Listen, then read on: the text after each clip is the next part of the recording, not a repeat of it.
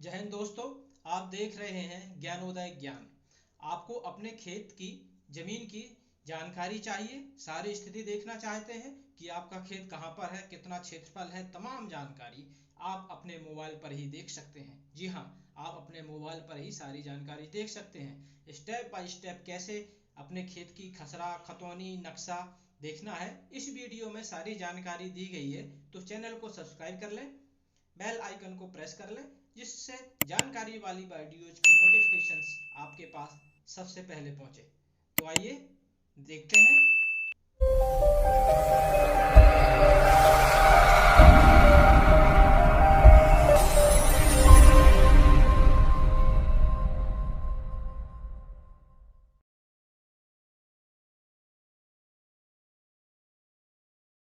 आपको अपने मोबाइल या कंप्यूटर पर किस प्रकार से देखना है, मैं सारी दोनों तरीके से आपको बता देता हूं।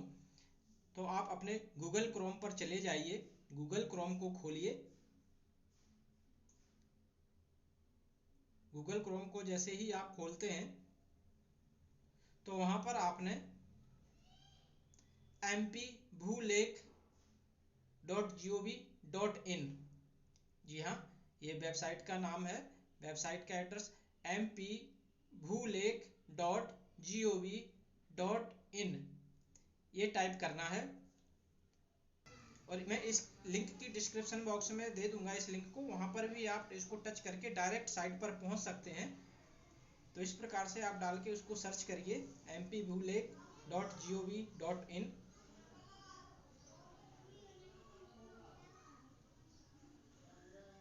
ये सर्च हो रहा है।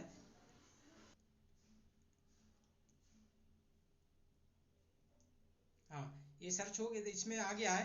तो MP भूलेख मध्य प्रदेश, ये जो लिखा हुआ है इसको आपने क्लिक करना है। और ये जो ऊपर तीन तीन डॉट के निशान दिए हुए हैं, आपने अपने मोबाइल पर जो 3 डॉट के निशान दिए हुए हैं, ये कंप्यूटर ऑप्शन में आने के लिए स्क्रीन आपके कंप्यूटर के जैसे दिखाई दे, इस पर क्लिक करके डेस्कटॉप मोड पर कर देना है। तो आपको यहाँ पर फ्री सर्विस ये देखने लगेगा। ये फ्री सर्विस, इसमें कई सारे ऑप्शन हैं, लेकिन आपने यहाँ पर इस फ्री सर्विस पर चले जाना है।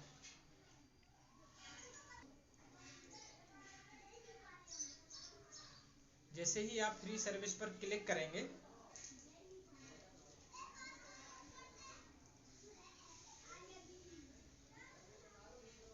तो इस प्रकार से एक पेज खुल जाएगा।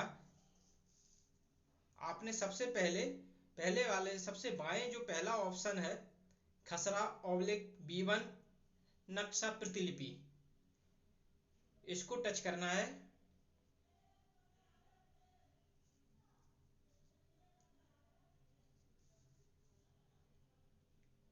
जैसे ही इसको टच करेंगे तो एक दूसरा पेज ओपन हो जाएगा, जो इस तरीके से दिखाई देगा, जहां पर आपको जिला, तहसील, राजस्व निरीक्षक, मंडल, पटवारी हल्का और गांव की जानकारी मांगी जाएगी। ये सारी जानकारी आपको यहाँ पर फिल करनी होगी। यदि आप जिला चयन करें पर टच करेंगे तो मध्य प्रदेश के सभी जिले खुल जाएंगे। आपने अपने जिले को यहाँ पर चुन लेना है। इसके बाद आपने अपनी तहसील को चुन लेना है। इसके बाद आपने अपने राजस्व निरीक्षक मंडल यानी कि सर्किल को यहाँ पर चुन लेना है। यह तहसील स्तर पर बनाया जाता है। यदि आपको अपने राजस्व निरीक्षक मंडल का पता नहीं है तो कमेंट करें, मैं आपको बता दूंगा कि आपका कौन सा जमीन किस सर्किल में आती है। पटवारी हल्का चुन ले। हल्का वह होता है जो 1 या 2 या उससे भी अधिक गांवों को मिलाकर बनाया जाता है, जिस पर एक पटवारी पदस्थ होता है।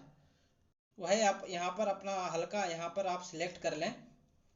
आप हल्का सिलेक्ट कर लेंगे तो इसके बाद गांव, जहाँ जो जमीन आपकी जिस मौजा या गांव में आती है, आपने वही यहाँ पर चुनना है। तो मैं यहाँ पर उसको सिलेक्ट कर लेता हूँ।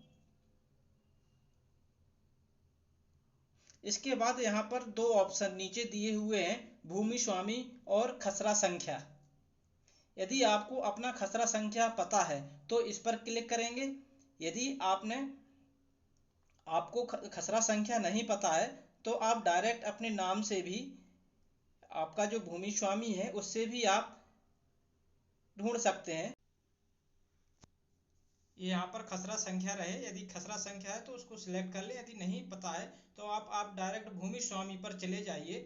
भूमि स्वामी पर जैसे ही क्लिक करेंगे और यहाँ पर ये बॉक्स जो दिया हुआ है, इस बॉक्स पर क्लिक करेंगे तो आपके गांव में जितने लोगों के पास जमीन है वो सारों के नाम यहाँ पर आ जाएंगे।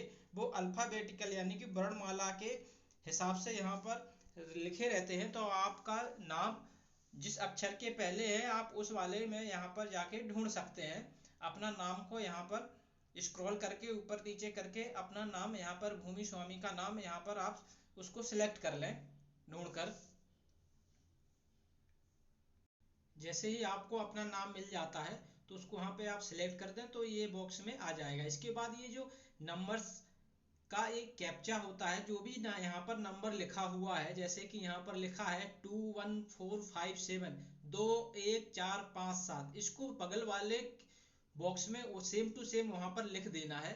और यहाँ पर विवरण देखें, विवरण देख पर क्लिक कर देंगे तो यहाँ पर नीचे आपका फॉर्म खुल जाएगा, जहाँ पर भूमि स्वामी, पिता का नाम, रकबा और ये सारी चीजें यहाँ पर दी हुई होती हैं। और तीन चीजें यहाँ पर खसरा, बीबन यानी कि खतौनी और नक्शा, ये तीन चीजें यहाँ पर आप देख सकते हैं। तो आपको जिसको देखना है उस पर यहाँ पे आप क्लिक कर दें, उसको टच कर दें तो वो आपका खुल जाएगा। जैसे कि मैंने खसरा पर यहाँ पर क्लिक किया तो ये हमारा यहाँ पर खसरा ओपन हो गया है।